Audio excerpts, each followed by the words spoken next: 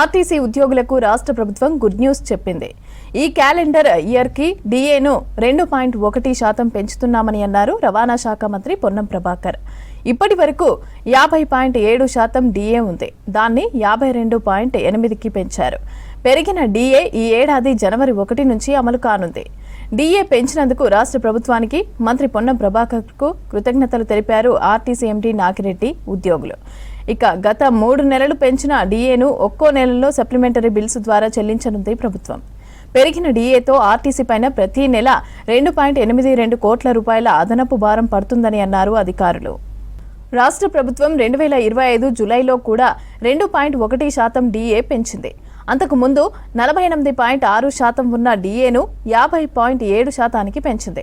ప్రస్తుతం పెరిగిన 2.1%తో ఆర్టీసీ కార్మికులకు డిఏ 52.8%కి చేరింది. మే 2024లో ఆర్పీఎస్ 2017 అమలు తర్వాత ఉద్యోగులకు చెల్లించాల్సిన డిఏ బకాయిలు లేవని అన్నారు ఆర్టీసీ అధికారులు. ఇటీవల ఆర్టీసీలో పెండింగ్ సమస్యలు, అభివృద్ధి కార్యక్రమాలకు ఆర్ఎంలతో మీటింగ్ నిర్వహించారు మంత్రి పొన్నం ప్రభాకర్. పెండింగ్ పనులు వేగవంతం చేయాలని అధికారులను ఆదేశించారు. ఇందులో భాగంగా పెండింగ్లో ఉన్న డిఏను పెంచింది రాష్ట్ర ప్రభుత్వం. ఆర్టీసీ కార్మికుల సంక్షేమానికి కట్టుబడి ఉన్నామని అన్నారు మంత్రి. తెలంగాణ రాష్ట్ర రోడ్డు రవాణా సంస్థ కార్మికులకు సంబంధించి ఉన్నటువంటి ఏకైక పెండింగ్ డిఏను కూడా విడుదల చేయడానికి ప్రభుత్వం నిర్ణయం చేసింది. జనవరి 2026 నుంచి 2.1% డిఏ పెంచుతూ పెండింగ్ను కూడా జనవరి నుంచి ఇవ్వాల్సింది కూడా భవిష్యత్తులో సెటిల్ చేస్తూ అందరికీ ఈ యొక్క శుభవార్త తెలియజేస్తాను.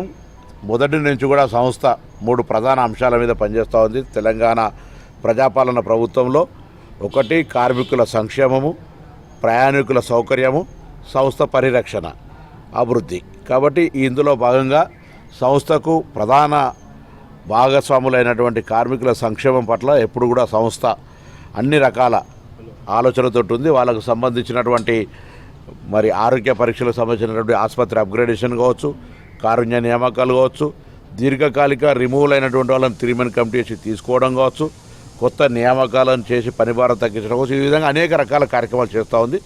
అందులో భాగంగా పెండింగ్లో ఉన్నటువంటి ఈ యొక్క డిఏను కూడా మరి 2.1% పెంచుతూ గతంలో ఉన్నటువంటి 48.6 నుంచి ఇప్పుడు 50.7%కు పెంచడం జరిగింది.